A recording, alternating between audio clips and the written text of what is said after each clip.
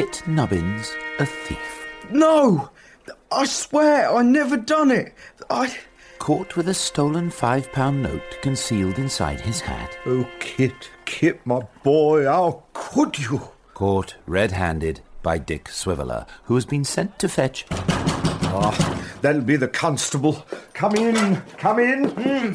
Good day, gentlemen. There has been a crime committed, so I'm informed. No, it's all wrong. Yes, I find it generally is, young fellow. Who is the complainant, the injured party, as it were? I am Constable Samson Brass, attorney at law. The facts, sir. Just the facts, if you please. £5 missing. This boy only stranger in office. Clerk there. Finds money in boy's hat. The boy denies it all. Yes, they generally does. Boys. You found the money? Dick Swiveller, who is suddenly struck with the feeling that somehow this is all wrong, is also struck silent, and can only nod. And you, sir, witnessed the finding? To my everlasting regret, I did. Then we had better proceed to the office, whilst there is a magistrate still sitting. You must come along with us, sir. As you wish. And you as well, sir, but first fetch a cab. Dick does as he is bid. Wait, let me speak. I've got something to say. You never done it? Would that be it, lad? No, I didn't. Mr. Brass, you know me better than that. You know I'd never steal anything. Well, I must say, I give you my word, Constable. Words, sir? Words be blowed like bubbles in the air, sir. Facts. Just the facts, sir. Is that cab here yet? Then I give you my oath that up until a few moments ago, why, I would have trusted Kit with... here's that coach. Shall we go? But no one who knows me wouldn't trust me. No one. I mean, even when I was poor and hungry, I wouldn't steal a sixpence. Not a threepence, not a farthing. What about this here £5 note, though? Now, come on, lad. A sad errand, but go we must. Look, please, do me one favour. Just the one. Take me to Witherden's, the notary's first. That Mr. Garland is there. He's the lad's master. Please. We could, I suppose. Constable? I'm not a hard man. Well, actually, I am. But in this case... Dick, no need for you to come. Why don't you go straight to the police station and make your statement? Cabby, we want Bow Street, by way of the Strand, is it? Just off, sir. That's all. Am I going to need the cuffs then, boy? No, I'm sure you won't, Constable. Kit wouldn't run, even if it was his last and only chance, would you now? Watch that, boy. For a moment it seems as if Kit will go, like the wind, like... Watch that, boy. Did someone say? Mr. Quilp, my dear sir, you catch us at an unfortunate moment. Oh, they've nabbed you at last, have they, Brass? Oh, such a sense of humour. No, I'm afraid that young Kit here... Oh, young Kit, is it? Theft. £5. We haven't got all day. A sad business. I shall find it hard to believe in honesty anymore. Poor Kit, a thief. Oh, dear, eh, Christopher? An uglier-looking thief than can be seen anywhere for a penny, eh? I never done it. Get aboard, please. What's that, Kit? Haven't done what? Beaten me for insulting your poor mother? That's enough of that. This is a matter for the law now. Indeed it is, Constable. And we must all obey the law, must we not, huh? Good day, gentlemen. Come on, you. Oh, and Mr. Brass, perhaps you will call by when it is convenient. I have a little business. I am close to that person, those people we are looking for. No, you leave her alone. Not Miss Nell. You leave her alone. Oh, Kit, as you sit in your cell, just think of us together. Sweet Nell, and sweet Daniel Quilp. No!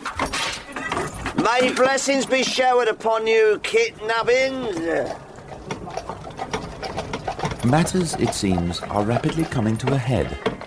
At the offices of Witherden, the notary, they find not the notary himself, but my young friend. Mr. Chuckster, I believe. Young snobby in the arms of the law. Well, I never did. We have come to see a... Mr. Witherden. No. Young Mr. Abel Garland. No. Anyone. No. What's going on here, gentlemen? Why, Kit, my boy. Chuckster, why didn't you... Mr. Garland, sir, am I glad to see you? Are you the notary, yes, sir? I'm not. I'm this young man's employer, Constable. Look here, you'd better come in. Chuckster, make way there, man. Come in. Come in. What did I tell you, sir? A bad lot from beginning to end. I don't believe we've met, Sir. Brass, attorney at law, Beavis Marks. Garland. Yes. Or rather, no, we haven't met. Extremely happy to have the honour of your acquaintance, sir. Please be so good as to, get on with it. Why is Kit in the charge of this constable? This morning he was taken in an act of robbery at my office, taken almost in the very fact. I do not believe it. God bless you, Mr. Garland. Your words, sir, are actionable. And if I were a man of mean and low standing who couldn't afford to be slandered, I should proceed for damages. Tosh. However, being what I am, I merely scorn such expressions with understanding. Yes, sir, I understands. For I, too, trusted the boy, trusted his open face, but the money was found in his hat by my clerk in front of my very eyes. Could it not have been an accident? Caught up with some papers? Constable, you have the hat. I do, yes, sir. The note was tucked down inside, and that weren't no accident. I did lose money before, certainly, but it don't quite follow that he took it. Yes, the presumption is against him, strongly against him. But we are all Christians, I hope. I suppose that you, Mr. Garland, sir, would have noticed if he happened to be flush of money of late. Don't happen to know, sir, do you? He has had money from time to time, but that, as he told me, was from Mr. Brass here. Yes, yeah, that's it. You can back me up on that, sir. I know you can. Sorry, were you talking to me? Yes, sir, you know, the money you give me, the half-crowns, the guinea... from the lodger, the gent upstairs.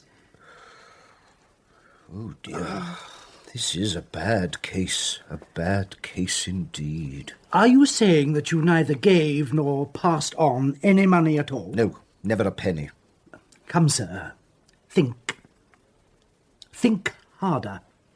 I think you wish to help the young man, but really this is too barefaced. Constable, come, we'd better be going. What? That's total rubbish. Ask him. Make him tell the truth. You have to, Mr. Garland, sir. Make him tell you.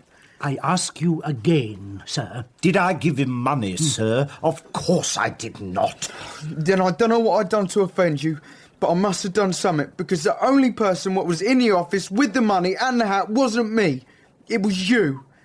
Look at him, Mr. Garland, Mr. Chuckster, Constable. Look at him and look at me. You tell me which of us is guilty. There is a moment of silence, so quiet indeed you might hear the dust falling in the old church where Nell now sits. And then at last Mr. Chuckster, that amiable young fellow, mutters, "They got you dead to rights this time, young snobby." You can't go shouting your mouth off like that, lad. This is a respectable legal gentleman. This case begins to assume rather a dark complexion, does it not? What now, Constable? He'll be took to the office, he'll be charged and placed in custody. No! What about bail? Surely that will not be denied us. Whatever the charge, I will gladly take it upon myself. I wouldn't get your hopes up, sir. Sessions will be on soon, and in all likelihood this young fellow will get his affair disposed of and be comfortably transported in 2 weeks. Don't suffer from seasickness, do you? What, me? I don't know. Well, you'll get a chance to find out, won't you? Now, come along, I say. Punctuality is the thief of time, just as boys is often the thieves of money. Mr. Garland, sir, please. Kit, stand fast, my boy. This'll kill me, Ma. She won't stand it. No, she won't. It'll be the end of her. I think you'll find, Kit, that mothers are tougher than you think. Sir? Yes. Lead on, Constable.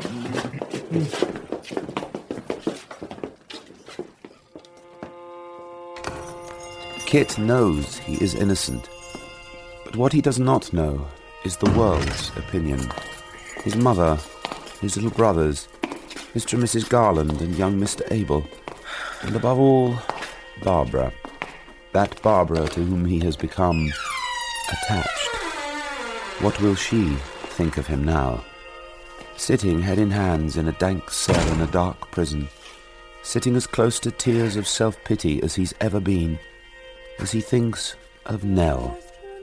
Whatever would she think of her Kit this night? The king of cabbages, Miss Nell, if ever I beheld one. Did you ever behold one, Kit? A cabbage king? I can't rightly say as I have. But if I had this, would be very like it. Kit, you do me good. You make me laugh. Kit, my lad, you're in it now. I'm right up to your neck. Well, maybe I'll make my fortune in Australia. Why not? Others have. I'll be rich and come home and... Rub a bung in it, matey. And... Nubbins! Visitors! I don't want no visitors.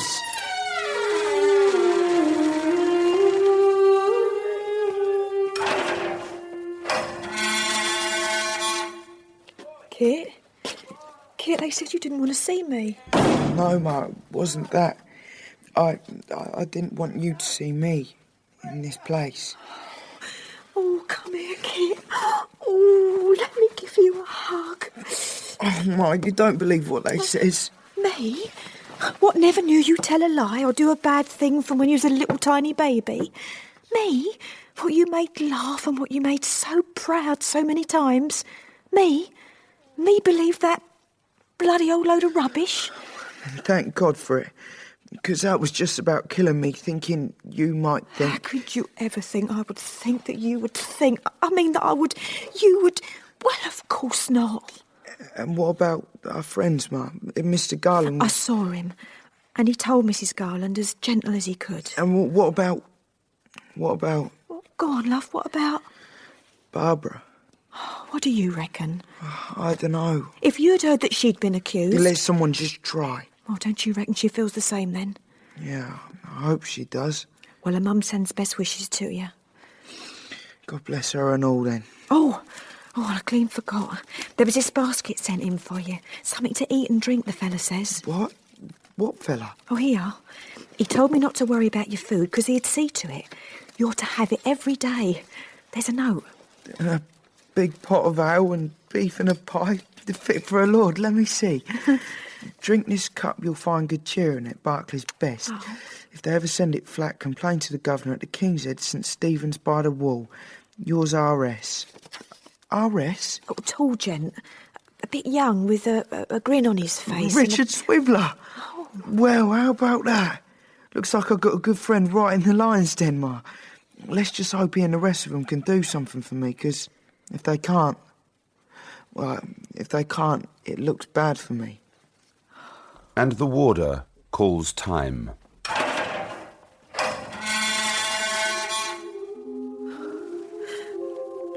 Kit. Oh, God bless you, my boy. Bye, Ma. Bye.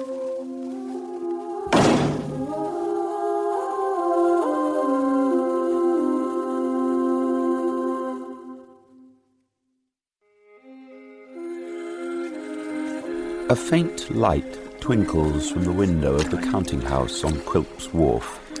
It glimmers inflamed and red through the night fog, as if it might be a sore eye, glaring at Samson Brass, attorney-at-law, as he makes his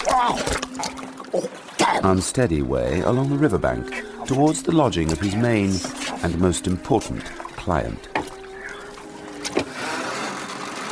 So what are you about tonight? Boiling up the rum and lemon, eh?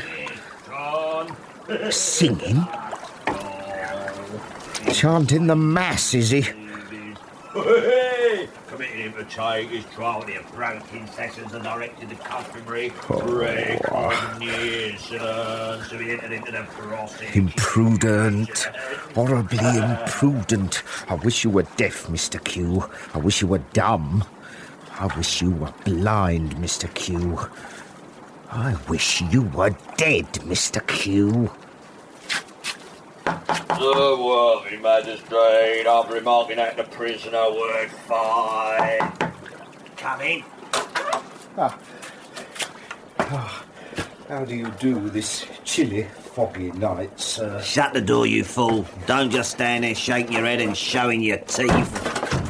Come in, you false witness, you perjurer, you suborner of evidence. Come in. He has the richest humour, you do, sir. The most amazing comicality. But ain't it rather injudicious, sir? What? What in Judas? Judas, oh, such spirit, such a sense of humour. Judas, oh, very, very funny.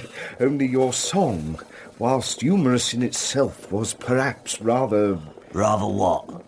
Well, might one say just bordering on, remotely verging upon the far confines of injudiciousness. Why? You know why, sir. The fact is that any allusions to the case of Kit Nubbins, you take me, sir, are best kept snug and among ourselves. What do you mean? What, me? Nothing, of course. Don't wink at me, man, or I'll spoil the expression on your face. I know nothing. No, of course. You know nothing. And as for the other matter, our upstairs lodger, the single gentleman... Go on. Rum for your brass? He is gone. Is it not rather hot? No. Just right. Have a sip, a good warm fiery drop. Is there not some water to mix and cool it a trifle? No water here, brass. What? Water for lawyers? Oh, melted lead and brimstone, you mean? Nice hot blistering pitch and tar. That's the thing for lawyers. Drink, man.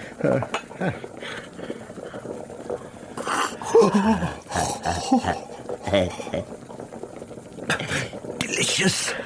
The lodger. Yeah, stopping with the Garland family for the time. Only been home once since the examination of the culprit. It seems he blames himself some way. Huh? Says he don't like the place anymore. He was a very excellent lodger. I hope we don't lose him. You'll have to economise. I dare say the Admiral Sally is... The most economical of women, sir. You ain't drinking, brass. Something wrong with my rum? No, not at all.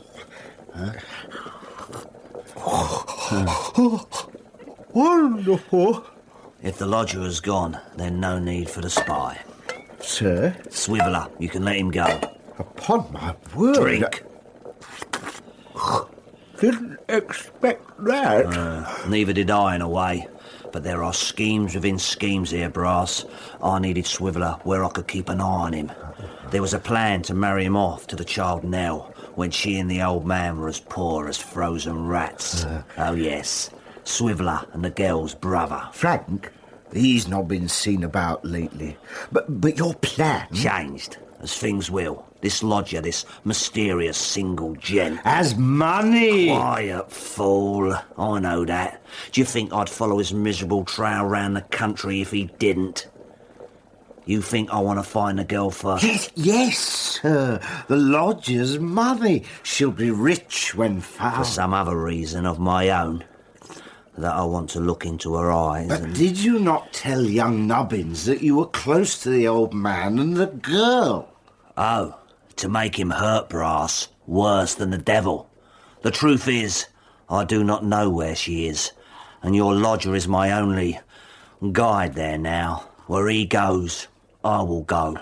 And I will find the girl. And I will have her money. And then... Oh. Drink, damn your lawyer's eyes, drink. Then I shall sack Dick Swiveller at once. Indeed, I've frequently said to Sam, he's no use in the business. No, wait until the trial is over. I have need of him first. One last service he can do me. It shall be as you wish. Everything shall be as I wish. A toast then. To the lovely Sally. To Sally! Good. Now go. But mind your way, Samson. The boy has been laying out planks with the nails upward. Oh, and there's a vicious dog just along the lane. Bit a man yesterday.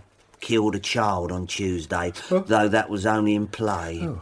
Come along, Brass, don't dawdle. Yeah, well, could you perhaps light my way across the yard, Mr. Quilp, or lend me a lantern so that I may... Follow the light of the world, Brass. To salvation. Good night.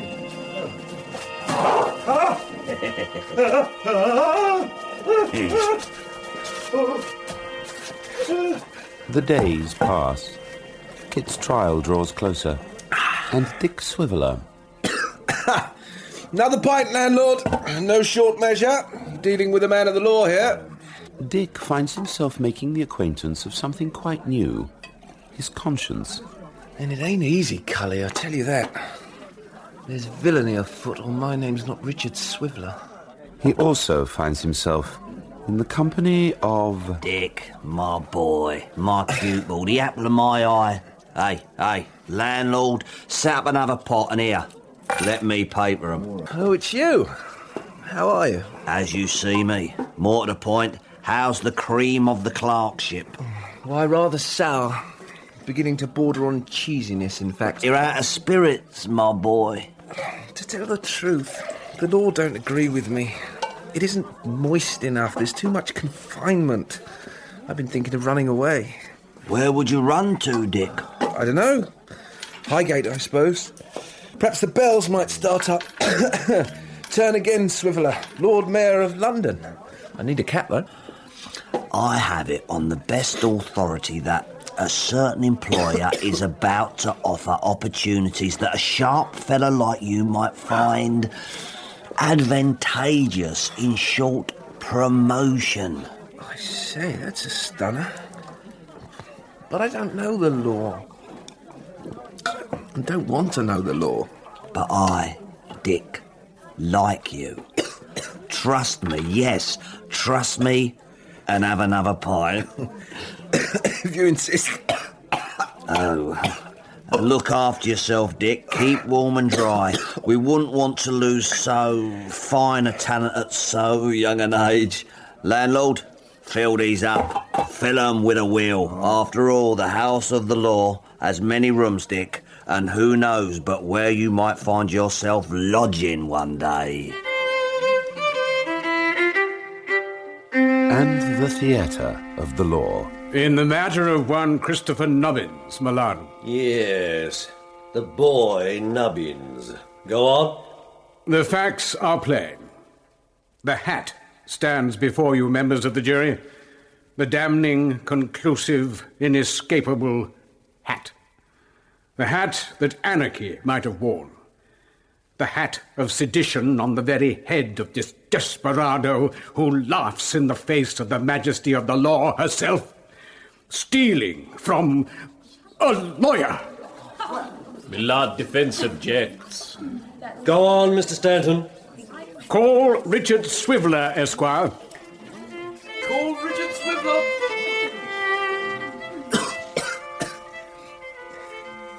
In the hat, Mr. Swiveller? It did seem odd to me. Yes or no? But I have to say... Yes or no, sir, is all you have to say.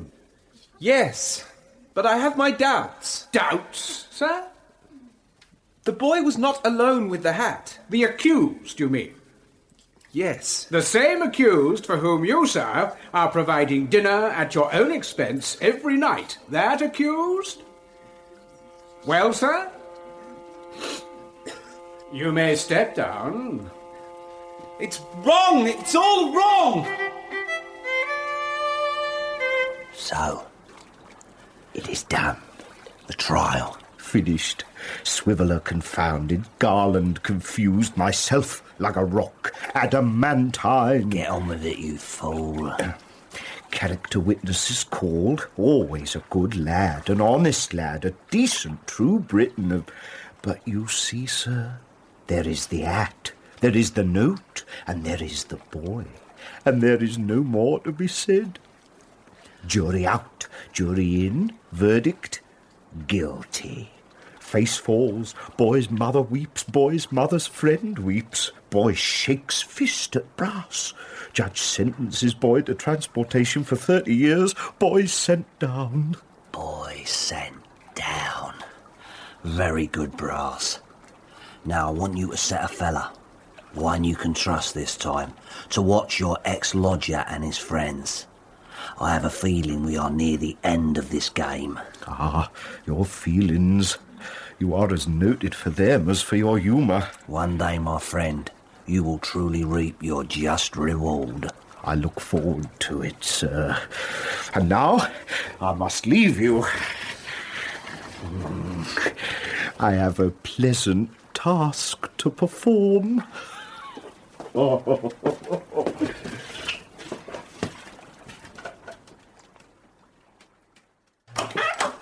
Good day to you, Mr. Brass. Oh, you seem a little feverish, Richard. Must have picked up something, that's all. I hear you had to pick up the grieving mother yesterday after the trial and take her home. I did. Poor woman. To have such a son. Yes, indeed. But then, you do not quite believe the evidence of your eyes, Richard. It's not that exactly. There it was, and what a crusher, but... Ah, but we deal in evidence. For instance, read this, if you please. What is it? Your notice, effective immediately. You see, sir, your talents are wasted here. Indeed they are. You deserve a broader field. At the very least, another field. Are you sure you're not ill? I shall be better after a rest. Then go and take it, sir. Here are your wages, Owen. There is the door. Good day to you. Dick is hardly struck down by the news, even though Mr. Quilp had led him to expect better. On the other hand, he is, by the moment, more and more certain that Brass has been keeping something under his hat, something very unpleasant. He decides... I will act. He will act. Oh, in the morning. In the morning, he says, as he sinks into the grip of a raging fever.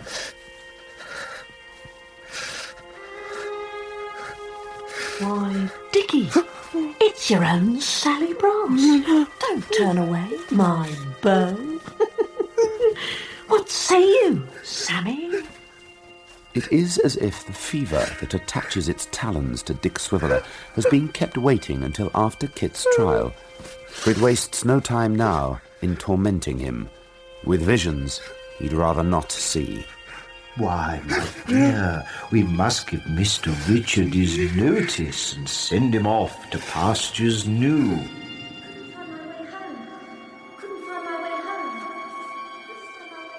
In fever dreams he wanders, tormented by some task undone. No, he's innocent! Innocent. Until at last he falls into deepest night and silence, and sleeps and wakes at last with a sensation of most blissful rest.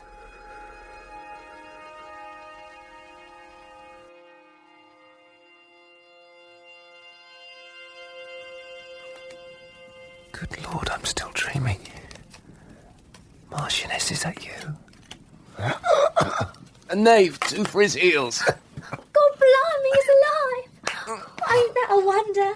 My dear Marchioness, be so good as to step a little closer. It's a miracle. Straight up it is. Tell me where my voice has gone and what has become of my flesh. God, how glad. I begin to infer that I've been ill. You just have. And ain't you been talking nonsense? Oh, have I been? Dead. All but. Never thought you'd get better. And how long? 3 weeks tomorrow. Good Lord. I'll do you some dry toast if you reckoned you could eat it. Yes, how are the Brasses? Did Sally... I don't know. Ain't seen her. Huh? I ran away, didn't I? Did you? And where have you been living? Here. I ran away and they've been advertising me. Advertising for you? Yeah, but they ain't found me. Oh, so how did you come to be here? Well, when you was gone, I heard 'em through the keyhole. The Brasses? Someone had said you was took bad and needed looking after. So I ran away that night and come here. Told 'em you was my brother. And you've been wearing yourself out for me all this time? If you could have seen or heard yourself. God, trying to jump out the window. I don't know. Well, I do, Marchioness. I reckon I owe you my life. 3 whole weeks, eh? Marchioness, what has happened to Kit Nubbins? I ain't heard beyond he was sentenced to transportation for an awful lot of years. Only I was going to tell you something, but the doctor said you was to stay calm and... Tell me what? Ain't nothing to do with you exactly. Anything to do with keyholes? Maybe. At the office of Samson Brass? Yes. Marchioness. I found a key, you see, for the kitchen door. So you could get out? At night, because they kept me so short. I mean, I'd come out to see if there was any food left around the office. Anyway, one night I was sneaking around and I heard him through the keyhole. Her and him. It's a dangerous thing. It might get us in a world of trouble, and I don't half like it. You're a chicken-hearted man, Sammy. I ought to have been the brother, not you. Isn't Quilp our best customer? Yes, I agree. We make enough out of his business, which is generally ruining some other cove. And isn't that business? The strong and the weak? It's his kind of business. Then it's ours, too. So what does it matter, ruining this boy Nubbins, if Quilp wants it? Nothing, I suppose. Nothing. Well, here's Mr. Q's own £5 note. And when the boy comes tomorrow... You know what to do. Just make sure that Swiveller is there to do the finding. His hand, not yours. And that's all I heard. I was afraid to say any more. Have you told this to anyone else? I didn't know who. And then I come here and you was out of your senses. Marchioness, be so good as to step out for a moment whilst I get dressed. No, you can't get up yet. Nonsense, this calls for a man of action. I'm quite fit enough. Where are my clothes? You ain't got none. So you can't get up. What?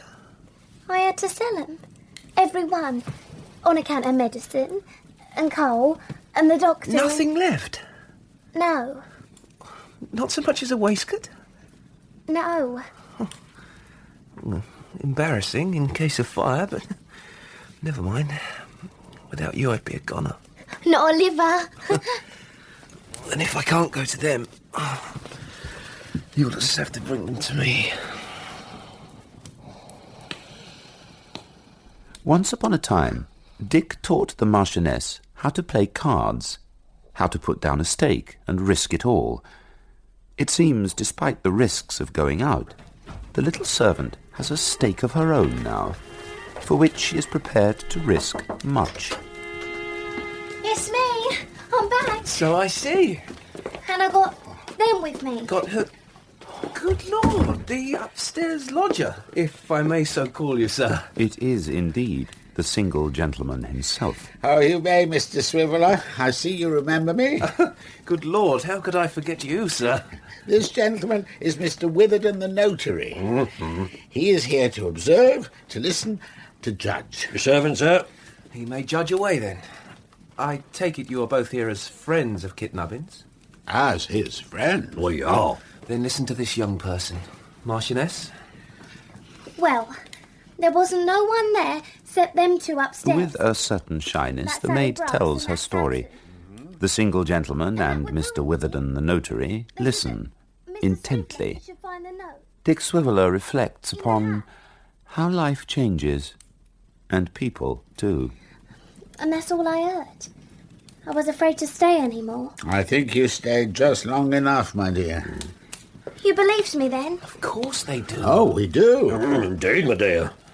And whilst I think it alone will be, sufficient to free young Kit, it will not by itself enable us to reach the chief agent in this evil. Quilp. Evidence. That's what we need. Evidence against Quilp. Which of the Brasses is the more practical? Hard to say. Sally is certainly the more intelligent. And has a womanly temper. We shall try her first, I think. You hadn't better. Hard as a trout she is. You'll never get sight nor sound out of Miss Sally. I think you must let us be the judge of that, my dear. We shall summon her here. You ain't giving me up to her. Not for the whole world, Marchioness. No, it's a trick. Ah. You and I will question her. Mr. Witherden here will sit hidden behind the screen as a witness to all that is said. Don't you get away, little baggage. Swiveller, old chap, it's Sally. Glad to see you've come to your senses. May I come in? I suppose you may. Ah, you! Oh, I've got you now and shan't let you go until... Miss Brass! What are you doing here, sir? Let go, you old bag! Surprised to see me. Take a pew, Sally, old thing. Don't be shy now. I've no reason to stay. I'll take the slaving and go. Oh, it's not possible. She's a material witness. I believe that is the expression in the case. Case? What case? Why, old thing, the case against you and your precious brother. Have a care, old thing, or you may find yourself in court for... I heard you and him talking about doing the boy. I heard, and I'll tell. The word of a kitchen slut against mine? Miss Brass, your brother is one of the greatest scoundrels yet unhung, and you yourself are no great advertisement for the fair sex. What's fairness got to do with the law? But compared to your client, Daniel Quilp, you are pure as the driven... slush. You want me to blab? Sell him down the river?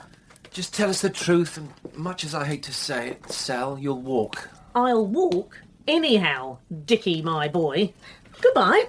I will send a constable for the runaway, and she will catch it once I... Sally, here you are. Sammy, what are you... I saw the note you left, Sal, and despite you says stay put, Hello, away, what's this?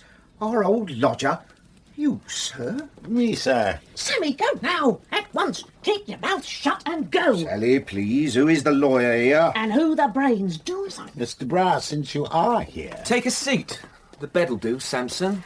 Mr. Brass, we have offered your sister the chance of righting a wrong. Rubbish. I heard you, both of you plotting, and I told them all. Really, child, how very... They know nothing, Sammy. We know everything. No proof.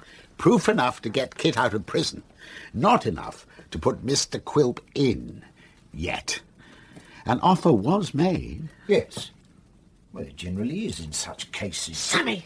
Perhaps the offer should first have been made to me. Why, so you can sell Quilp out? After all he has done for us. Done? Oh, done for us? Done to me? Do you see this bruise, gentlemen? Here, rusty nail. This cut, here, from a hound, I say, that bit me down by the river. Where's your loyalty, Sammy? The man's our client. Do you know, not once in our relationship, face-to-face or by letter, has our client treated me as anything other than a dog? And he was right.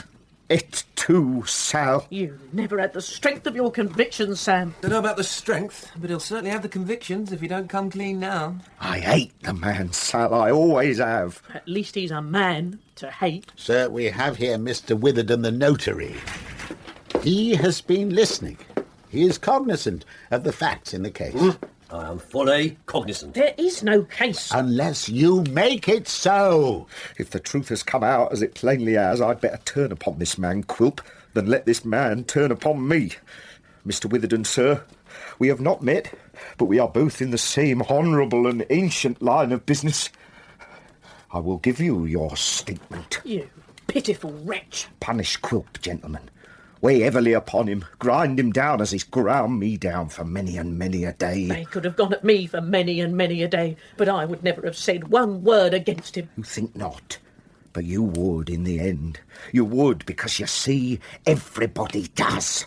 Come then, we shall go to Witherden's office and do our work. Mr. Brass, Miss Brass. I believe Mr. Swiveller is ready for... So you ain't took me back, have you? You ain't took me back, you old trout. Dick, young lady, Kit and his friends owe you a great debt. What can we do for you? One very great favour, sir. It is yours. A pair of trousers, a shirt and a waistcoat, and a good pair of boots. Apart from that, I have a feeling that there is very little in the world that I need more than I have. You what? What's he saying? He's saying, my dear, a very great deal. Sounds more like he's snoring a very great deal to me.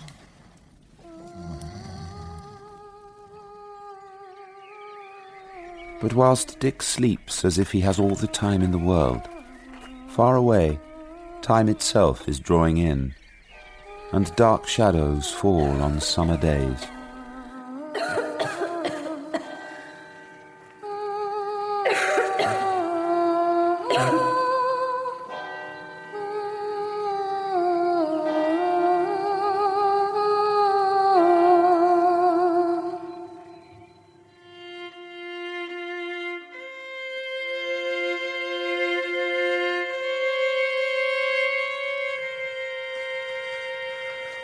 No good to no one in here. No good at all, Kit. You've done it now, mate. Finished. Finished, not a thing you can do. Oh, I should have done better. Oh, Lord. Prison.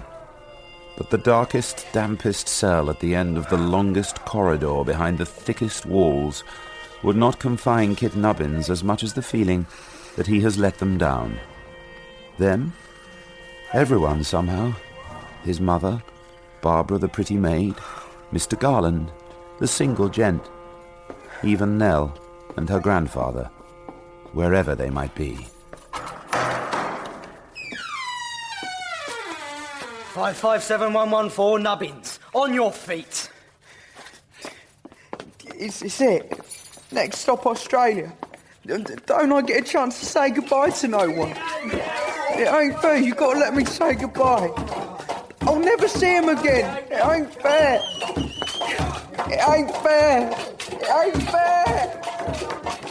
Leave it out. Mr. Garland, sir. You've come to see me off. Kit, my boy, sit down. What? Something's happened. Not more bad news. Not something to Mara or Barbara or... No, they're all fit and healthy. It's not about them. It's about you. I don't understand. Well, perhaps... yes. I'll let this gentleman explain. Blimey, the single gent. I'm sorry, sir. No, Kit, not a word. Let me speak. I have been of late spending a while with a certain legal gentleman and his sister. Them? They done for me, didn't they? But that's what I have to tell you. Samson Brass has confessed to planting the money found in your hat. You mean they ain't going to send me off to Australia after all? Absolutely not a step further than Hornsey and home, my dear boy. You're having me on. Definitely no. They're waiting for you at home. I never thought, I was ready to go.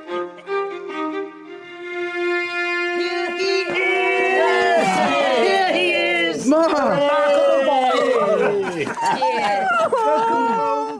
Here is Mrs. Nubbins in tears, floods, waterfalls of tears, as she hugs her boy.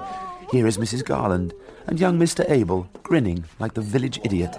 Here is little Jacob and Barbara's mum, almost as tearful as Mrs. Nubbins. Where's Barbara? Did anyone see her? Now, fill those glasses again. Come along now. Fill them up. And a toast to our friend Richard Swiveller and a young lady known as the Marchioness, without whom Kit would not be here today. Cheers. Cheers. A worthwhile toast, if ever there was one. But Kit is not there to hear it. Hello then, Whisker. Miss me, did ya? Oh, you can't fool me. I know you did. I've been feeding him. Yeah? While you was gone. I was gone. Near gone for good, weren't I? Don't say that, Kit. Well, it's true, ain't it? But just don't say it. I thought about it, see? The other side of the world. Some of the fellows inside, they told me it ain't too bad. You work your passage, get a bit of land. They said a man could make something of himself out there. Stop it, because it never happened. I can't believe it. I just can't believe I'm here now. I'm just so glad to see you safe and... Are you really, Babs? Oh, how can you ask? You shouldn't have... Well, I mean... Let's do it again. They're waiting for you in there, Kit. I'll let them wait another minute then. They won't mind.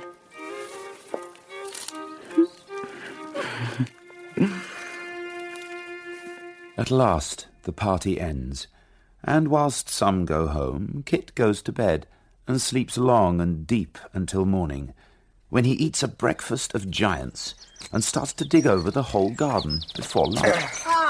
Kit! Put down the spade a moment. Come and sit. There are things we have to talk about. I've something to say which I think will surprise you. I reckon I've had enough of them, sir, but... Well, go on. Nothing untoward. I wondered if you would be ready tomorrow morning for a journey. A journey? With our friend, the single gentleman. Can you guess the purpose? I think you can, Kit. I think you know already. It can't be. I mean, you can't... Miss Nell?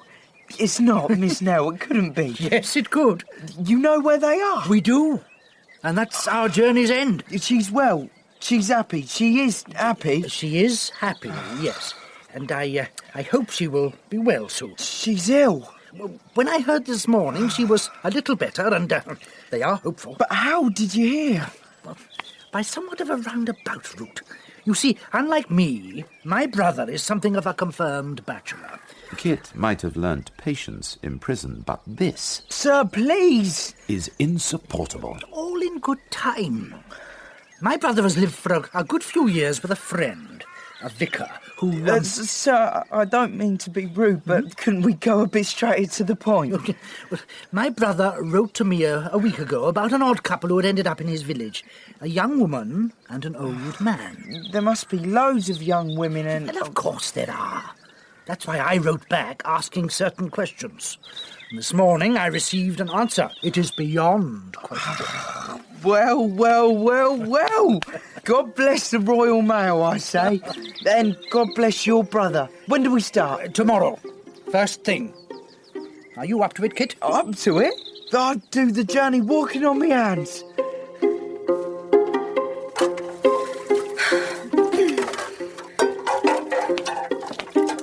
Barbara, Well, you're good at making noises. What else can you do? I just wanted to ask why you're angry. I'm not. Why would I be angry? I don't know. Well then. No, this isn't going right. I mean, I say what's wrong and you tell me. That's common sense. Unlike going off again when you only just got home. But it's to bring Miss Nell back. Think of that. I'll see her again. I mean, I can't think of anything I'd rather... Oh, you dropped a pan. So I did. Here you are. Anyway, you'll be able to see her too. Won't that be a treat? Look, if you don't tell me what's wrong... Look, if you don't know what's wrong... How can I know? Because you kissed me yesterday. 3 times. Now just... Oh...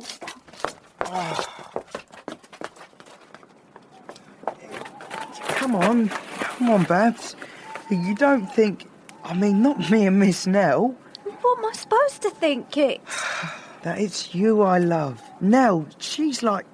Well, I don't have a sister, you know that. But if I did, and she was a special sort of person, well, then it would be Miss Nell. I don't love her, Barbara. I love you. And you can believe that or not. Well, then you better come and help finish up the dishes then. And I'll make something for you to eat on the journey. All right? I should say all right. Only, I reckon the dishes can wait a bit longer, can't they? The next morning, the hired coach prepares to depart. Oh, come along, for pity's sake, gentlemen. The man is right. We must not waste a minute. Who knows how things may stand? You, Sir Chuckster, have you the papers I need? Well, sir? All aboard, let's get in aboard. Kit, look after yourself and I hope you find her and bring her back and she'll be my sister too. God bless Barbara. Hurry along, my boy. Driver, take her away. The coach clatters away, leaving Barbara waving, a tear in her eye. It is a bitter day, with a keen wind, and the travellers are soon chilled to the bone. Even so, they begrudge what time they must spend changing horses as they hurry on and on through the evening, through the night. Brandy? Oh, don't mind if I do. It's hard travelling. Christopher? Oh, no, thank you, sir. I'm fine. I just wish we could get there. We will. Don't you worry. And perhaps we might while away the time by trying to solve a mystery. Well, if it helps the journey, but what mystery are you referring to? Why, yours, sir. No. Give me a moment. I mean no harm. I hope you do not. But I wonder, sir, where you come from and what is your true interest in these two travellers? I could say it was my business alone. Then what are we three doing here together on this journey? Sir? There were once two brothers, one 12 years older than the other. They were as good friends as brothers can be, the older supporting, helping, advising the younger. Then, as it will, love came by, a love that both brothers gave the best of their hearts to, that consumed and burned so bright. And you, I take it, were the... I was the younger, and owed everything to him. You gave up this woman for him? I thought it was the right thing to do. And? Within a year she was dead. Childbirth. And the baby? Grew to be like her mother, beautiful and honest, and the joy of her father's life. And then she fell in love. Hold on. Who fell in love with who? The woman who was to be your Nell's mother fell in love. Blimey! So that means you're Nell's grandfather's brother? Yes. Phew! It's like the Arabian Nights, ain't it? So, what happened to her, Nell's mum? Well, the husband spent all the money and ran off, leaving her with two children. And the mother? She died too. Oh, bloody hell. Don't nothing end happily in this world. We must pray our journey will, Christopher. Go on, my friend. I know it's painful, but it must be told. The boy Frank grew up like his father, unable to see further than the horizon of his own pleasure. Nell, it must have seemed like an omen. She grew like her mother, like her grandmother. What happened to you? I went abroad. I never married. No reason, really. I just didn't. But success was mine, and one day I cashed in my investments, sold my business, and came home. No reason, really. It was just the thing to do. I arrived at my brother's door, the old curiosity shop, and... And you were too late. Yes. Well, let's hope we're not too late this time, eh? Oh, I think we may find out soon enough. Coachman, take us to the schoolhouse. Just by the church there. And hurry, man, hurry! Kid, you run ahead. Oh, Tell them. Don't worry, sir. I'll tell them we've come.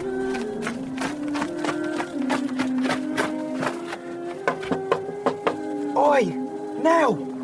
Miss Nell, it's Kit. I told you I'd see you again. I told you. Nell! Let me in, Nell. Nell!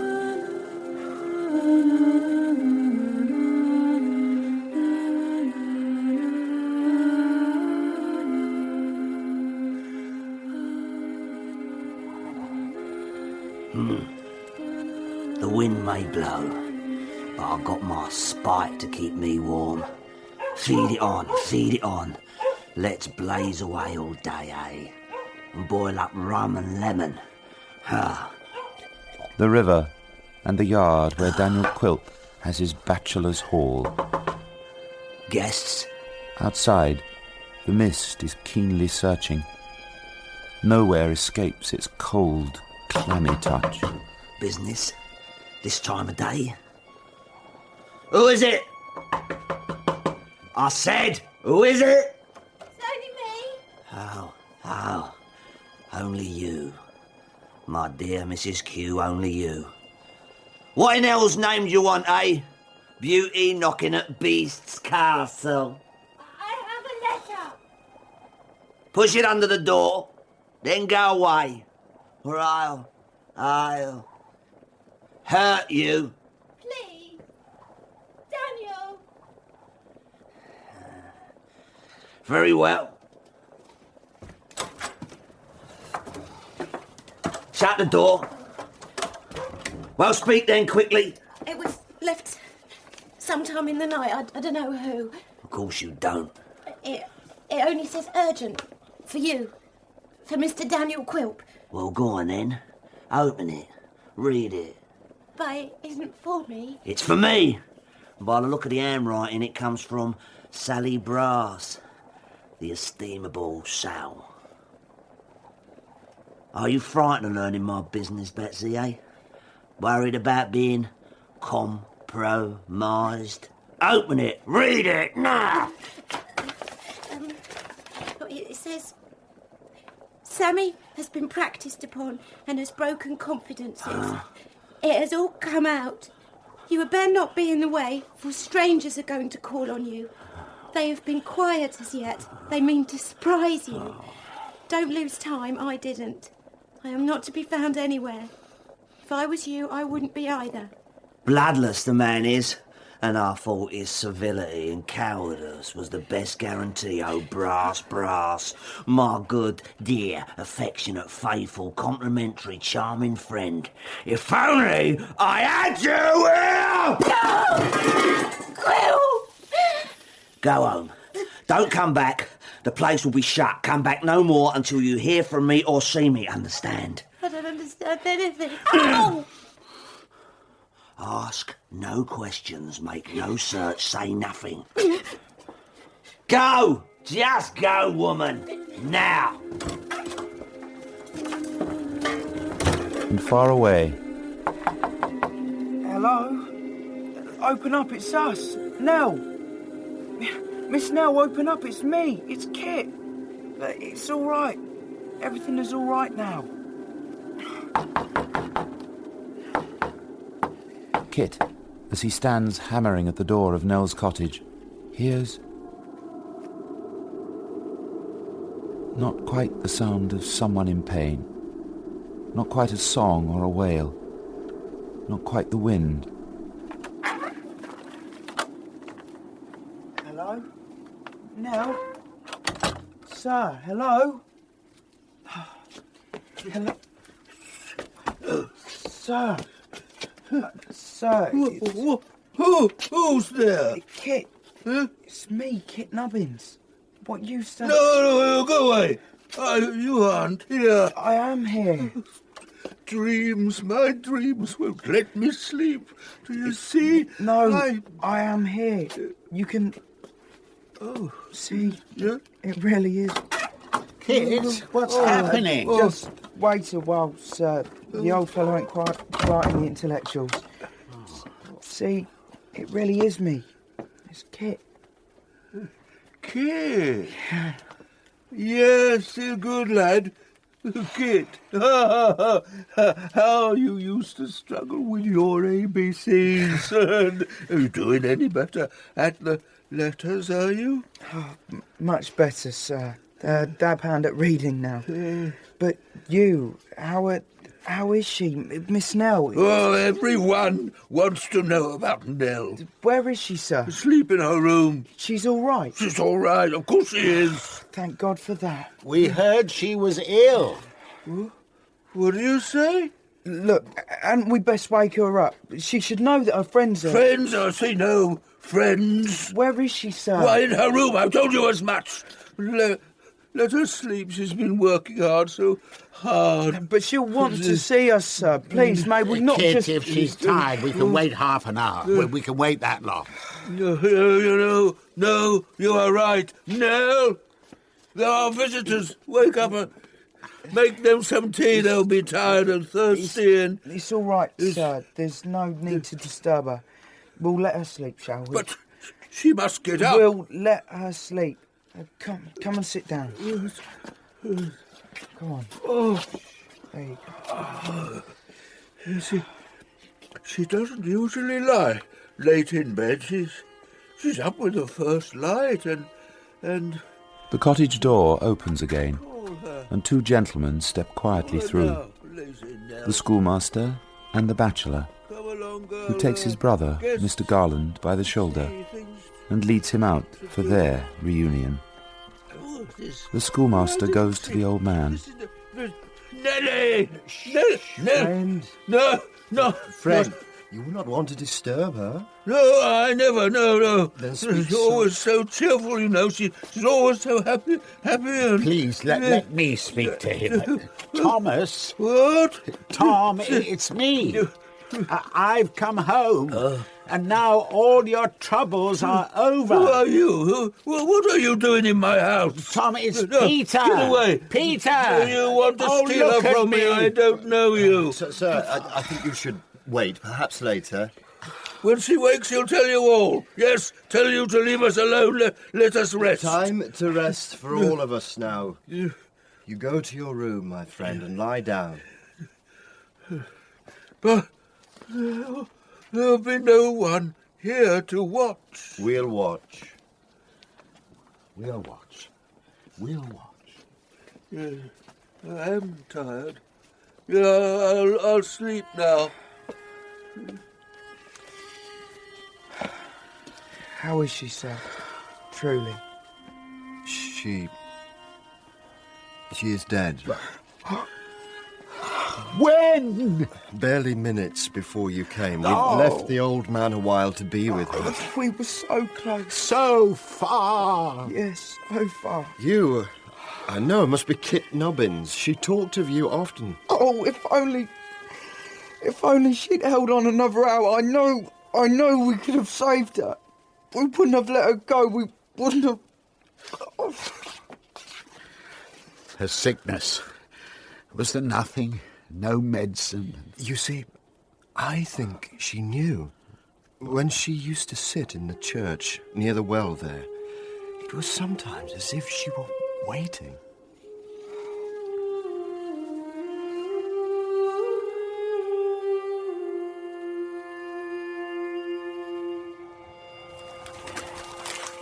A fine day for travelling, eh?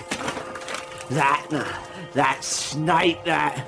If I ever meet you, Samson, be it noon or the sunniest day of the year, oh... Nell. What?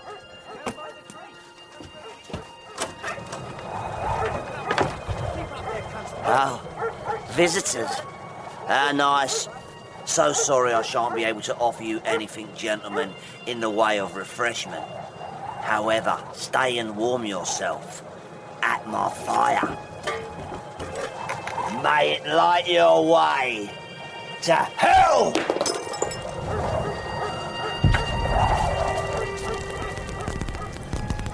Quilp knows this stretch of the river better than the rats who were born here. He slips away into the mist, downstream, ever further downstream, past dock and jetty, creek and inlet, skirting the mudflats as the tide races in. Knowing it will soon float a little lugger, he has berthed for just such an occasion.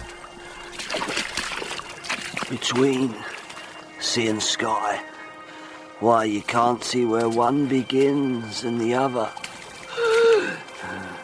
Mud shifts. Then I must. Who's there? Is someone there? Who are you? What do you want? Get out of my way or... Ah, you? What are you doing here? What are you doing, Daniel? I have somewhere I must go, yes. We both had a journey, didn't we? Such a long journey. But journeys end, don't they? No, this can't be. You're not here. You. Nell. It had nothing to do with you. Of course not. It was all you, Daniel. And now you've come home. Time to go. Nell. Nellie. Time to go home now.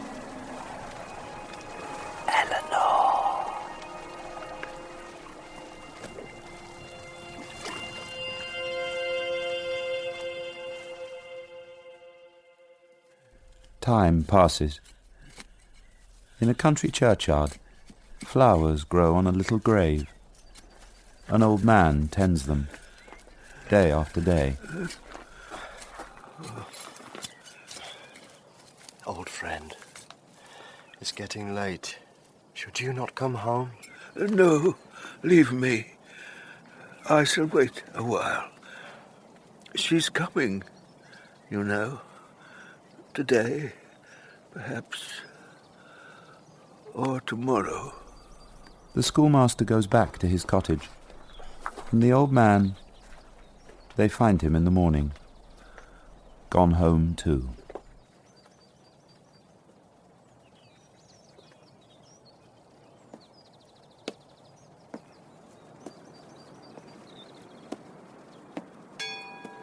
And back in London, night is still my favourite time for walking, and passing by, I see that the old curiosity shop stands empty still.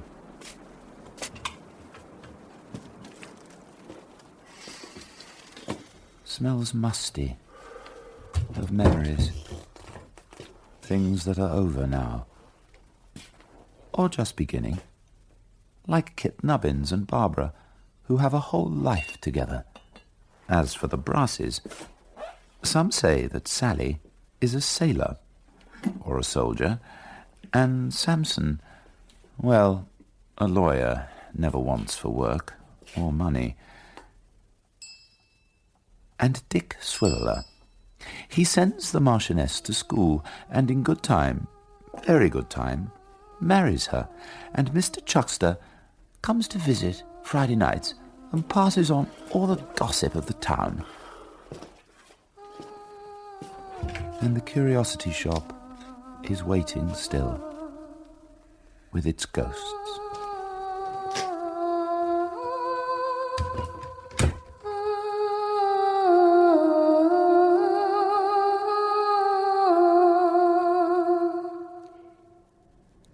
In The Old Curiosity Shop by Charles Dickens, Alex Jennings was the narrator. You also heard Adrian Scarborough, Alison Pettit, Ben Crowe, Clive Swift, Daniel Bliss, David Collings, Lindsay Coulson, Lynn Christie, Emily Chenery, Nicola Hornet, Paul Hilton, Phil Daniels, Sandy Toksvig, Trevor Peacock, Philip Joseph, Richard Firth, Scott Brooksbank, Emma Williams, Ian Masters and Carla Simpson. The Old Curiosity Shop was dramatised by Mike Walker. Next week, Tristram Shandy by Lawrence Stern, a groundbreaking comic novel. Tristram attempts to tell his tragicomic life story through accounts of his family and friends, his experiences and his ideas, but continually finds he has to digress. Have you read it? No, nor I, but like you have always intended to. But this is where the public broadcasting service that is Radio 4 Extra comes into its own. We've portioned it up for you in guilt-free chunks. Hear the first one next week, with Neil Dudgeon as Tristram, ably supported by Julia Ford, David Troughton and Adrian Scarborough. We have to forgive 63-year-old audio archives for being a little bit